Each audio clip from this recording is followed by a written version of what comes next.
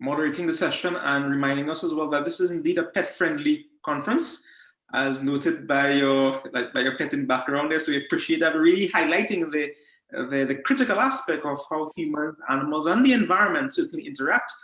And we thank our presenters as part of this session as well, critically sharing and engaging evidence-based as part of their research towards decision-making, which is all part of how we actually function in public health and healthcare in general also.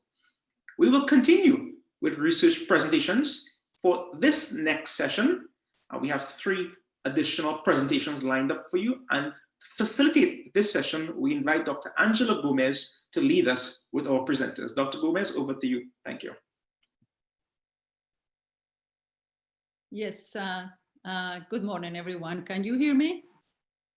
Yes, okay, I see Dr. Ford knocking, shaking his head. Thank you very much. It is a pleasure to be with all of you this morning, and I'm very excited about this conference and the presentations that we have been exposed to and the knowledge that has been shared. We have the next presentation is, the title is Pandemics of Infectious Diseases in the 21st Century, a comprehensive review and trend analysis. Now, by looking at the information provided, there are multiple authors to this particular paper, but we have 2 of the authors to present. And we have Jenny Outlaw. Jenny Outlaw is currently a 2nd-year medical student at St. George's University. She's an alumna of North Carolina Central University, where she received a BS in Pharmaceutical Sciences with a minor in chemistry. During her undergraduate studies, she was inducted as a member of Phi Eta Sigma National Honor Society. In addition to the Golden Key International Honor Society, where she served on the executive board during the 2014-2015 school year, Janie also graduated from North Carolina State University, where she earned an MS in Food Sciences with a minor in Food Safety, while being a NoroCorps Fellow. That refers to the USDA NIFA Food Virology Collaborative for 2016 and 2017. For her graduate work, Janie focused on designing a sensitive and rapid assay for the detection of norovirus in food and environmental samples. New to the public health sector, she's a diligent student, excited to help continue the progression and integration of research and medicine. We're very happy to have Janie. And I want to take the opportunity to go ahead and introduce Audrey Mccloskey, who I believe may be presenting with her. Audrey is completing her 2nd year as an MD candidate at St. George's University School of Medicine. She is from Northern California with a BA from the University of California, Santa Cruz, and a post-baccalaureate degree in medical sciences from the University of California, Los Angeles. She hopes to continue her research in epidemiology through her medical career. So I want to welcome Janie, Audrey, and the entire team who collaborated in this paper for this presentation. Thank you.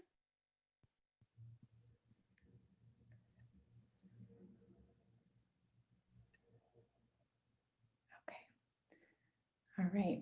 Good morning, everyone, and afternoon to those of you in different parts of the world. I'm very honored to be here today with my colleague, Janie Outlaw, to present our work on pandemics of infectious diseases in the 21st century, a comprehensive review and trend analysis.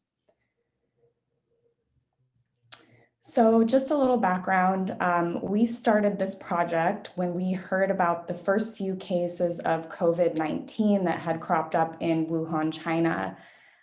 Even at that time, before it had begun to spread globally, it was clear that this was an imminent threat and pandemic. For this paper, we did focus on the 21st century, but I just wanted to give a little bit of a background on the overall history of pandemics for perspective. These pandemics have been constant companions with us. If you look furthest back, you can see all the way back in 165 AD, we had noted the Antonine Plague, and that killed more than 5 million people and was suspected to have been the result of either smallpox or measles. We also had the Black Death in 1347, and that killed over 200 million people. So as you can see, moving forward, these have been with us, but there is an increasing number as we get closer here into the 21st century. Some of the larger ones that you can see, there's the Spanish flu, killed almost 50 million people. And then HIV/AIDS, we actually eliminated diseases like this because they started in the 20th century and then have spanned into the 21st century. So we really wanted to just look at the ones that were impacting us here in the 21st century and see what common trends there were among those diseases. So the aim of our study was really to provide comprehensive data on all pandemics in the 21st century and to analyze and look at trends that related to mortality statistics. As you could see in the prior slide, there was, even though we've had an increase in the number of pandemics, we actually have been able to reduce the number of deaths because of vaccines, of course, for example.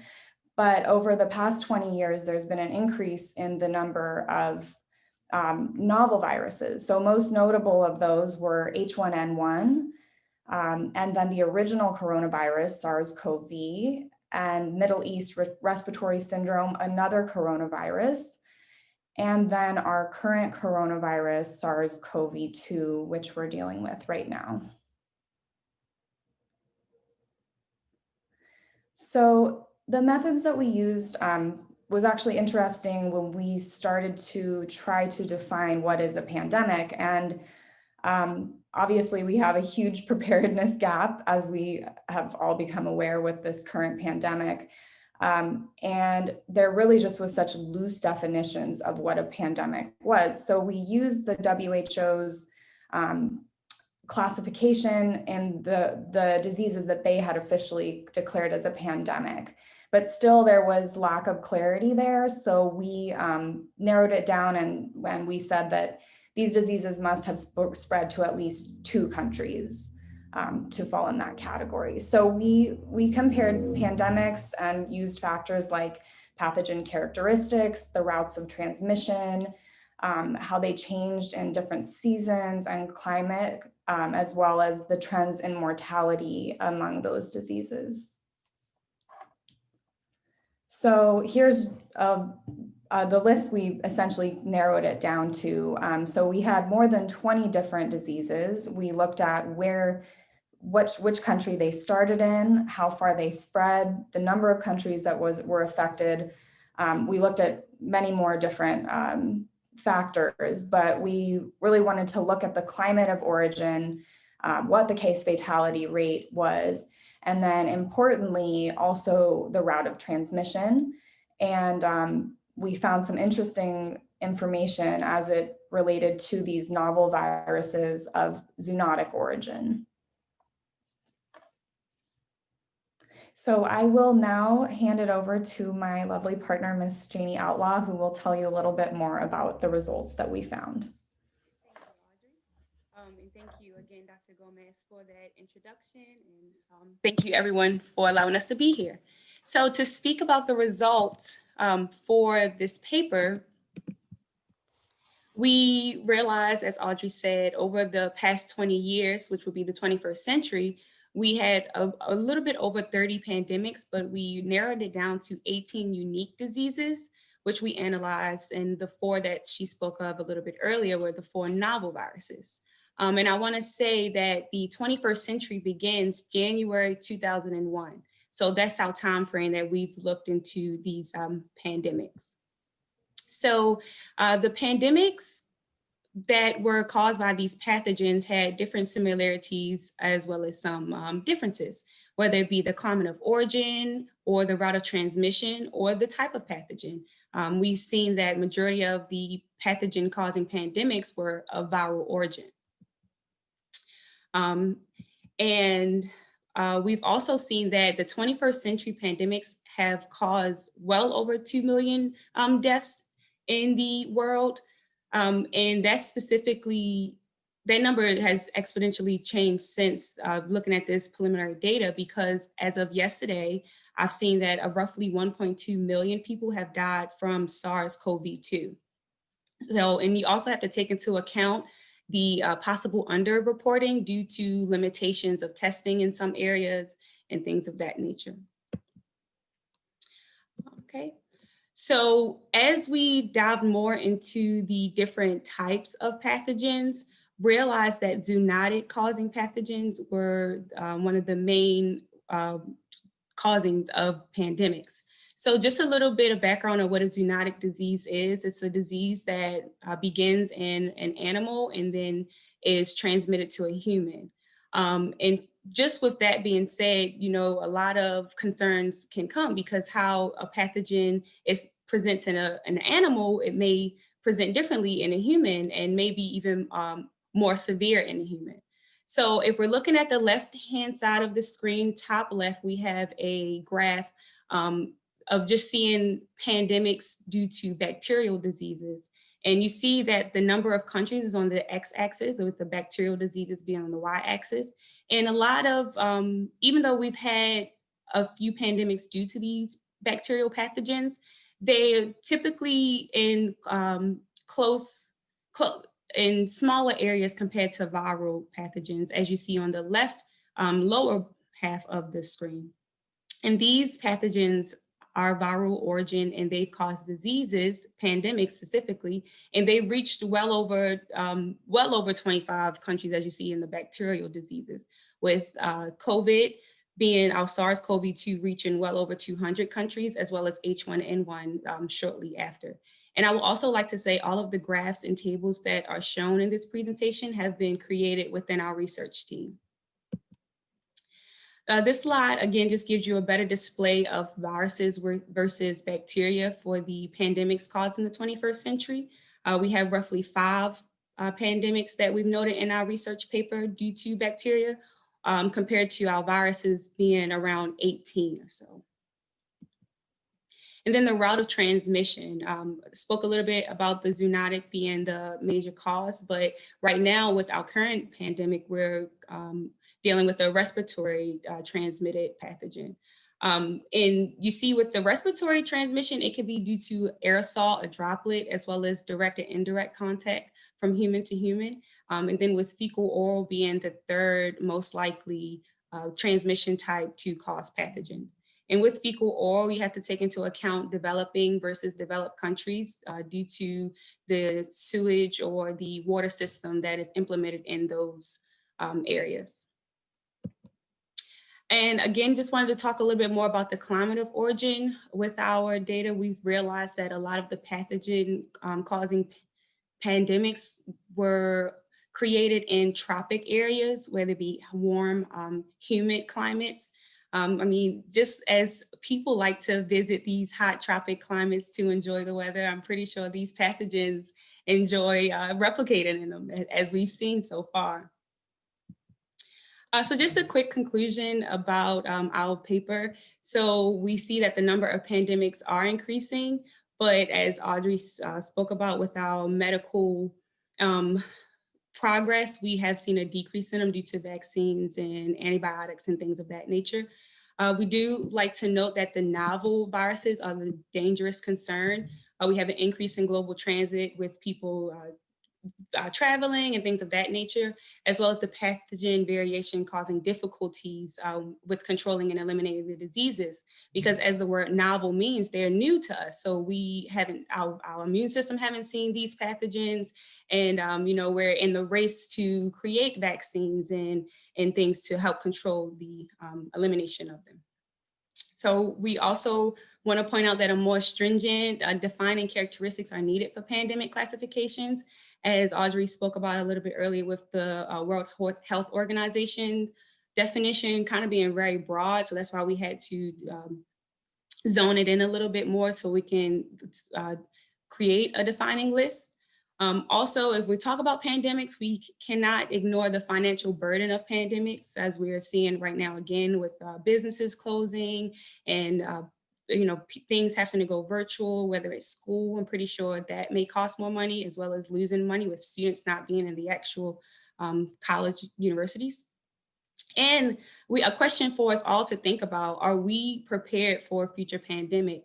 As we see right now with COVID-19, we weren't as prepared as we had thought. So hopefully we, learn from this and better prepare ourselves for future pandemics. So I would like to acknowledge Dr. Ramdas, as well as St. George's University School of Medicine and the research team, because, there is no I in team. So all of us collectively work together to create this paper and to be able to have this information to present to you all today. Does anyone have any questions? And again, we thank you. Thank you very much, both Audrey and Janie, for your presentation, and of course, the team as part of this project as well. My question for you guys, as you examine the historical context and evolution of pandemics over time, fundamentally, a lot of our responses historically and even today involves hygiene and sanitation. And while we focus on vaccines, we focus on a lot of technologies. What has worked for us in the past seem to suggest that we need to consider these options as well going forward. I'm reminded that the more things change, the more they stay the same sometimes. So what are your thoughts on examining this chronological sequence of pandemics over time and different examples of pandemics and the role and functions of hygiene and sanitation in our response? So as far as the role of hygiene goes, I think that some of the methods that we have used previously certainly do have an impact, but I think that we are dealing with other factors like a huge increase in world population, the fact that there's much more rapid transit, people are traveling, across the globe. I don't know if those methods are going to be sufficient moving forward to control and to have, I suppose, a big part of that in order to implement that is just having better public health efforts, especially here in the United States, which we don't have, for information for the general population to be able to implement just general hygiene practices. But I think that's definitely a challenge that we're dealing with now. And a big part of that is education, because we have other factors that are just making this much more difficult to contain. We're seeing a question here about the factors that you may attribute to the rise in the incidence of pandemics. And you have highlighted those. But what seems to be central as an attribute is that of human behavior. Now, with that in mind, what are some of the strategies, interventions we can use to promote human behavior towards being more responsive and preventive towards pandemics? I'd say just the foundation of hand hygiene, washing for the CDC recommended 20 seconds with soap and water, and, just being cognizant of how you interact with people, respecting people's boundaries, not getting too close, and just to clean up after yourself. Let's say we're all in a study space, if we were on campus, and even though we're not able to eat inside of the buildings at St. George's University, but if we're outside and we may spill something under Belford, just clean it up instead of waiting for somebody else to clean it up, because just being more clean in how we interact with each other. I think that'll be a good start. Thank you very much.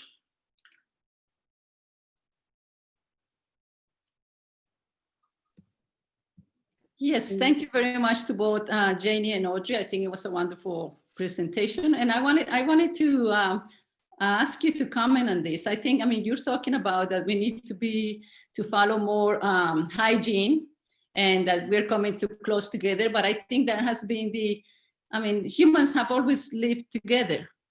And I guess historically we are social animals. So my question is, what is the role that the increased use of microbials and antibacterials in our daily basis is actually decreasing our immunity? So now we're trying to accommodate for that decrease by distancing people which according to some reports that I've read about the virome, it actually is the opposite. If you are not exposed, you're not going to develop the immunity to certain viruses. So it's kind of a very delicate balance of how much you do one or the other. But so we're trying to fix it now with the extreme of isolating people and not allowing people to come close to each other. But I listened to a doctor recently who said, that actually being exposed to a virus is like getting an update on your computer, and you have to get the update. If you don't get the update, you won't be able to function in the future, or you won't be able to evolve. So what is your comment on that, please? Yeah, I think this is absolutely something that we saw and found in our data. You can just see that we have had more aggressive pathogens cropping up too, because of the overuse of microbials or antimicrobials. So that is definitely an issue. I guess that in this particular situation, the question of, for example, herd immunity, even if it was natural, is still difficult because we have portions of the population that are, regardless of that concept, they're still at risk for death, and a significant chunk of the population. But this is definitely something of concern, especially in bacterial infections. And we did see that even in developing countries.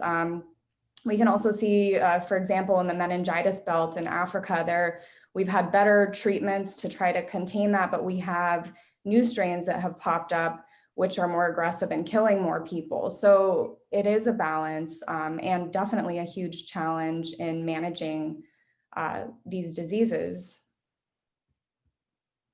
Thank you very much for your comments. And Dr. Bidais, we have a couple of other questions on the chat. I don't know if you want to address them. If we have time, I'll leave it up to you. Well, I'll probably just ask one more question, which I think is quite relevant, and then we can always respond in the chat. The question posed is the focus on health and life very much individualized in terms of the individual approach? And from that perspective, is there more that needs to be done, probably more from a collective approach, to potentially respond more efficiently to the example of the COVID-19 pandemic?